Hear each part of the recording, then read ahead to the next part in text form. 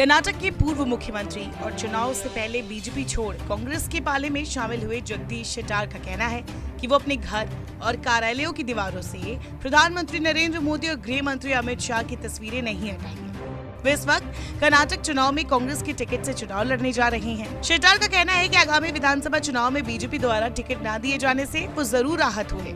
चुनाव प्रचार के दौरान लोगों को समझाने में शर्मिंदगी भी महसूस हुई, लेकिन अब जनता भी समझ चुकी है कि बीजेपी ने उनके साथ कैसा छल किया है। कर्नाटक के पूर्व मुख्यमंत्री जगदीश शेट्टार ने 1994 से बीजेपी उम्मीदवार के रूप में हुबली धारवाड़ केंद्रीय विधानसभा सीट का प्रतिनिधित्व किया है। उनका दावा है कि पार्टी के पास उस विधानसभा में जीत पहले बिल्कुल भी सुनिश्चित नहीं थी। चुनाव में मेरे आने से पहले बीजेपी के उम्मीदवारों की जमानत तक जब्त हो जाती थी। मैंने इस क्षेत्र में बीजेपी का पोषण किया, जिसके बाद यहाँ की चुनावी लड़ाई शेट्टार बनाम कांग्रेस बन गई। बीजेपी के साथ अपने दशकों पुराने संबंधों को तोड़ने के बाद शेट्टार ने अपनी कार में कांग्रेस का झंडा जरूर लगाया और नई पार्टी कार्यकर्ताओं संग चुनाव प्रचार में जुटे, लेकिन इस बात पर वो राजी नहीं है कि अपने घर और ऑफिस में प्रधानमंत्री मोदी और अमित शाह की तस्वीरें हटाएं।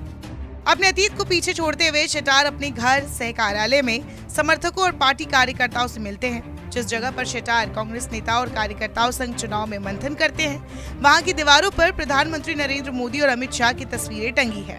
शेट्टार इन तस्वीरों पर कहते हैं, इसमें आश्चर्य की क्या बात है। उन्होंने कहा, एक पार्टी से दूसरी पार्टी में जाने के तुरंत बाद पुराने नेताओं की तस्वीरें हटाना अच्छी बात नहीं है। मैं ऐसा नहीं कर सकता। आखिरी चुनाव में शेट्टार और उनकी पत्नी ने कई बार दोहराया है कि उनके मन में प्रधानमंत्री नरेंद्र मोदी और अमित शाह के लिए सम्मान है। ये उनका आखिरी विधानसभा चुनाव होगा। 6 बार के विधायक शेट्टार ने कहा, ये चुनाव मेरे स्वाभिमान की लड़ाई है, न कि राजनीतिक आकांक्षाओं की। चूंकि मेरे स्वाभिमान को नुकसान पहुंचा था, इसीलिए मैं शर्तों के साथ कांग्रेस में शामिल हो गया। कर्नाटक के दिग्गज राजनेता का मानना है कि बीजेपी को उन्हें आखिरी बार अपनी सीट से मैदान में उतारकर सम्मानजनक निकास देना चाहिए था। उन्होंने दावा किया, महासचिव BL संतोष के कारण नहीं हुआ, जिन्होंने अपनी करीबी सहयोगी के लिए टिकट की मांग की और ये सब नाटक किया।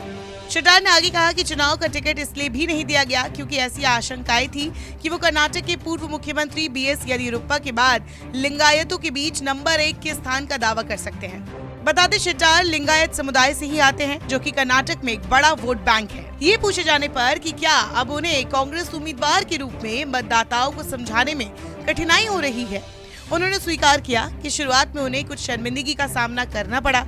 धीरे धीरे मतदाताओं को यह एहसास हो गया कि बिना कोई कारण बताए उन्हें बीजेपी से टिकट नहीं दिया गया। उन्होंने कहा, कोई नहीं जानता कि लोकप्रियता, ना आपराधिक पृष्ठभूमि और ना कोई भ्रष्टाचार होने के बावजूद मुझे टिकट क्यों नहीं दिया गया, जबकि बीजेपी ने 75 साल के लोगों, परिवार के सदस्यों और आपराधिक पृष्ठभूमि वाले लोगों को टिकट दिया है। शेट्टार ने कहा कि उन्हें अब तक सकारात्मक सार्वजनिक प्रतिक्रिया मिल रही है और विकास कार्यों के कारण मैंने अभी भी अपनी लोकप्रियता बनाए रखी है। कोई सत्ता विरोधी लहर नहीं है। मैं इस बार भारी बहुमत से अपनी सीट जीतने के लिए आश्वस्त हूँ। उन्होंने कहा, गलतफहमी थी कि पिछले 6 चुनाव में उन्होंने बीजेपी कार्यकर्ताओं और मराठों के समर्थन से जीत हासिल की है। नमस्कार, मैं हूं मानक गुप्ता। अगर आपको हमारा ये वीडियो पसंद आया हो तो इसे लाइक और शेयर जरूर करें, और हाँ, हमें सब्सक्राइब और फॉलो करना ना भूलें ताकि आप देश और दुनिया की कोई खबर मिस ना करें। तो जुड़े रहिए हमारे साथ और देखते रहिए News 24।